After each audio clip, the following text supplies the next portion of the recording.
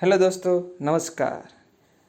Expert Gujju channel के अंदर आप सभी का हार्दिक स्वागत है।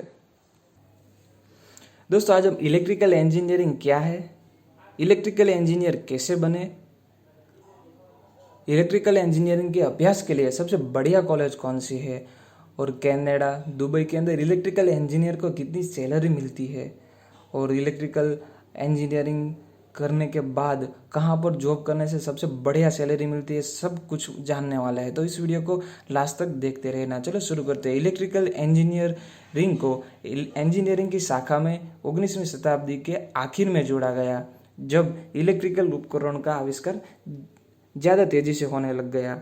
यह इलेक्ट्रिकल की वह ब्रांच है जो कि इलेक्ट्रिसिटी की टेक्नोलॉजी के बारे में हमें बताती है। जो भी इलेक्ट्रिकल इंजीनियर होता है वह इलेक्ट्रिसिटी के कंपोनेंट, डिवाइस और सिस्टम के बारे में अध्ययन करता है। और इलेक्ट्रिसिटी के अंतर्गत बहुत सारे बड़े और छोटे उपकरण आते हैं, जैसे कि ट्रांसफार्मर है, ये मोटर है, ट्रांसमिशन लाइन है, ऐसे जिनके बारे में यह एक इलेक्ट्रिकल इंजीनियर अध्ययन करता है। आसान भाषा में कहे तो एक ऐसा इंजीनियर जो कि इलेक्ट्रिसिटी के संबंधित उपकरणों का कार्य करता है, वह इलेक्ट्रिकल इंजीनियर कहलाता है। इलेक्ट्रिकल इंजीनियर करने के लिए युवाओं में एक अलग ही अंदाज होता है, क्योंकि इलेक्ट्रिकल इंजीनियर के अंतर्गत एक विद्यार्थी अलग अलग तरीके आविष्कार करना सीख सकता है। और आज तक जितने भी इलेक्ट्रिसिटी संबंधित आविष्कार हुए, उन्होंने दुनिया में एक नया मुकाम हासिल किया है और दुनिया को एक अलग मुकाम तक पहुंचाया है, चाहे वो एक छोटा सा माइक्रोफोन हो या फिर बड़ी ऐसी मोटर। तो हर रोज इलेक्ट्रिकल से संबंधित नए नए उपकरण बनते हैं और नए नए आविष्कार भी होते हैं। तो अगर आप भी इलेक्ट्रिकल इंजीनियरिंग करने, इलेक्ट्रिकल के क्षेत्र में अपना नाम बनाना चाहते हैं, तो आज वीडियो में आपको बताऊंगा कि कैसे आप इलेक्ट्रिकल इंजीनियर बन सकते हैं। तो चलो शुरू करते हैं। सबसे पहले देखते हैं कैसे इलेक्ट्रिकल इंजीनियर बने।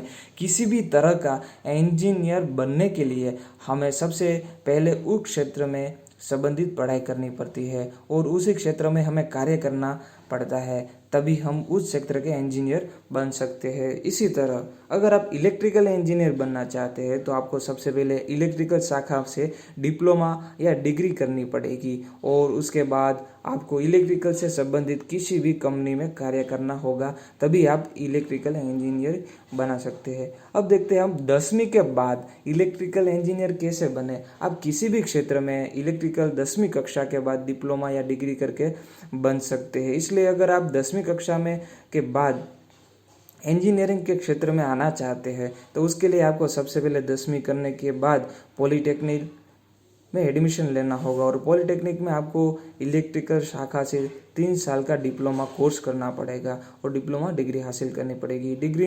डिप्लोमा हासिल करने के बाद में आपको इलेक्ट्रिकल शाखा से डिग्री यानी कि 3 साल की बीटेक या बी करनी होगी। जहाँ तक आप सिर्फ इलेक्ट्रिकल शाखा से संबंधित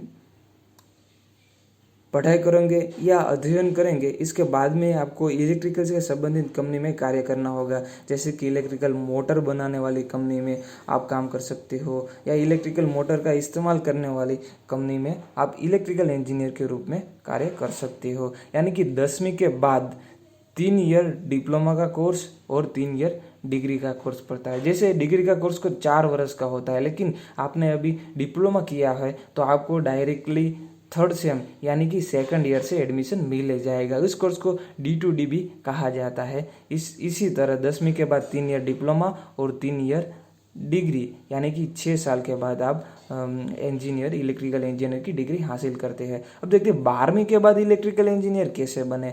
अगर आपने 12वीं कक्षा भी कर ली है तो इसके बाद डिप्लोमा इंजीनियरिंग कैसे करें। 10वीं कक्षा के बाद अगर आप 3 साल का डिप्लोमा और 3 साल का डिग्री यानी 6 साल का पढ़ाई करने के बाद इलेक्ट्रिकल इंजीनियर के रूप में कार्य करना सकते, तो इसके लिए मैं आप 2 साल तक 12वीं कक्षा करने और 4 साल की डिग्री करने भी इलेक्ट्रिकल इंजीनियर के रूप में कार्य कर सकते हैं। यहाँ आपको अपने निर्भर करना है कि आपको 10वीं कक्षा करने के बाद डिप्लोमा करना चाहते हैं या फिर 12वीं कक्षा के नॉन मेडिकल या मेडिकल के पास करके डिग्री करना चाहते हैं। अगर आप 10वीं कक्षा करके और इलेक्ट्रिकल से डिप्लोमा करके, तो इससे आपको डिग्री में पढ़ाई करना भी ज़्यादा मदद मिलेगी और इलेक्ट्रिकल को और अच्छे से समझ पाएंगे।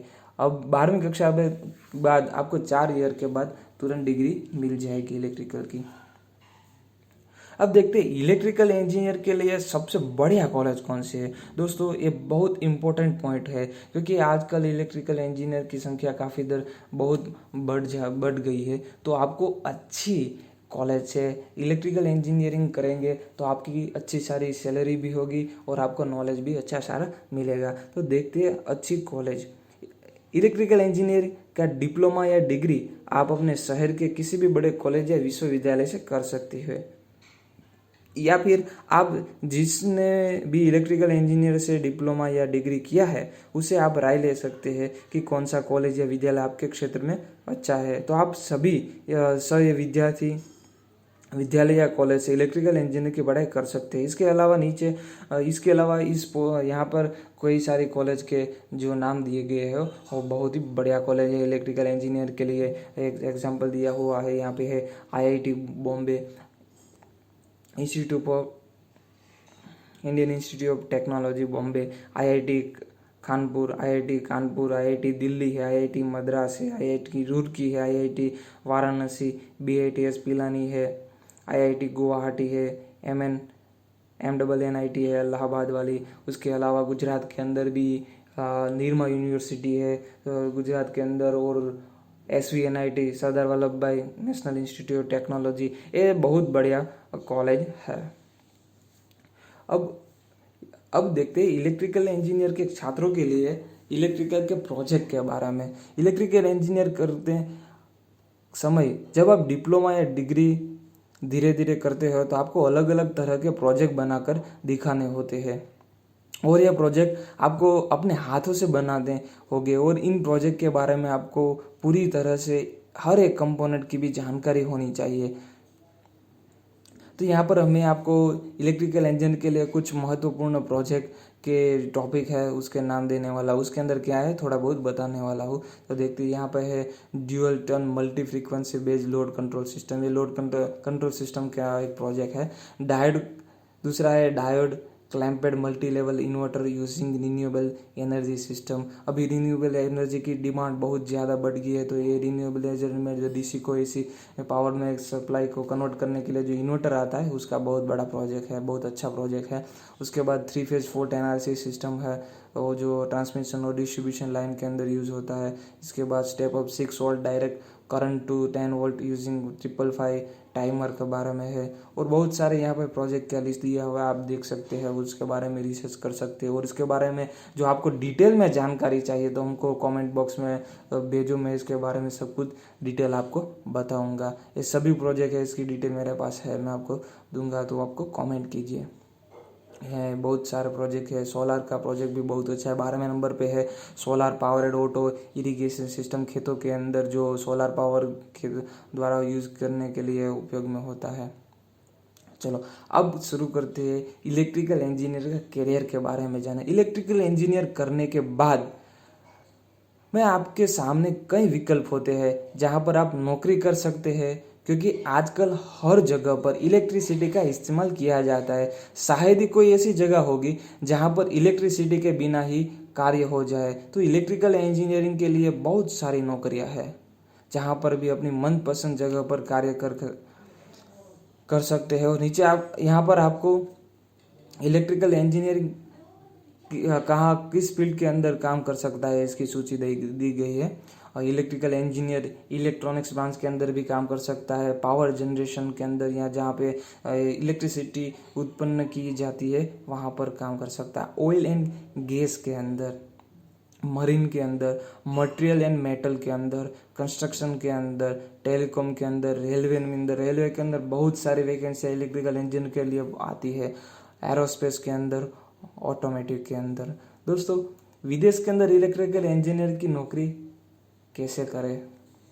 विदेश में भी इलेक्ट्रिकल इंजीनियर की बहुत मांग होती है। अगर आपने एक अच्छी यूनिवर्सिटी से इलेक्ट्रिकल इंजीनियर की डिग्री की है तो आप विदेशों में भी नौकरी कर सकते हैं, या फिर आप विदेश से ही इलेक्ट्रिकल इंजीनियर की डिग्री हासिल करें तो वहाँ पर आपको एक अच्छी नौकरी मिल जाएगी।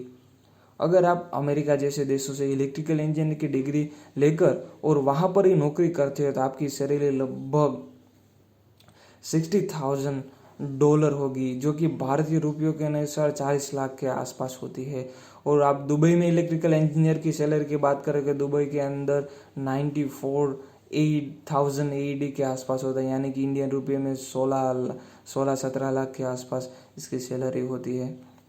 कनाडा में इलेक्ट्रिकल इंजीनियर की सैलरी लगभग $68 कैनेडियन डॉलर होती है, यानी कि इंडिया के रुपीस के अंदर 35 लाख के आसपास ईयरली इसकी सैलरी होती है। कुवैत के अंदर इलेक्ट्रिकल इंजीनियर की सैलरी लगभग 82 KWD में होती है, यानी कि इंडियन रुपये में देखें तो 17 लाख के आसपास होती है। सिंगापुर के अंदर तकरीबन $40,000 और इंडियन रुपये में देखें 19 लाख के आसपास होती है। ऑस्ट्रेलिया के अंदर ऑस्ट्रेलियन डॉलर के अंदर देखें तो इसके इलेक्ट्रिकल इंजीनियर की सैलरी 76,000 के आसपास होती है, और इंडियन रुपये में देखें तो इसकी 40 लाख के आसपास होती है, यानी कि ये बहुत सारी इलेक्ट्रिकल इंजीनियर की सैलरी होती है। अब भारत में इलेक्ट्रिकल इंजीनियर की सैलरी कितनी है इसके बारे में देखें दोस्तों, ये एक बात ध्यान रखिए, इलेक्ट्रिकल इंजीनियर की सैलरी उसके अनुभव पर ज़्यादा निर्भर करती है। एक नहीं, इलेक्ट्रिकल इंजीनियर की सालाना सैलरी इंडिया के अंदर तकरीबन 5 या 6 लाख के आसपास होती है, और जैसे जैसे उसको अपने काम का अनुभव होता है वैसे वैसे उसकी सैलरी भी बढ़ती रहती है। तो अगर आप इलेक्ट्रिकल इंजीनियर है और अपनी सैलरी से खुश नहीं है तो आपको ज़्यादा से ज़्यादा अनुभव करने की ज़रूरत है, जिसके आपको अच्छी सैलरी मिलने की संभावना और ज़्यादा हो जाएगी। इस वीडियो में हमने आपको इलेक्ट्रिकल इंजन के बारे में पूरी जानकारी देने की कोशिश की है। अगर अभी भी आपको इसके संबंधित कोई और जानकारी चाहिए तो मुझे कमेंट जरूर करिए और इस वीडियो को शेयर करिए।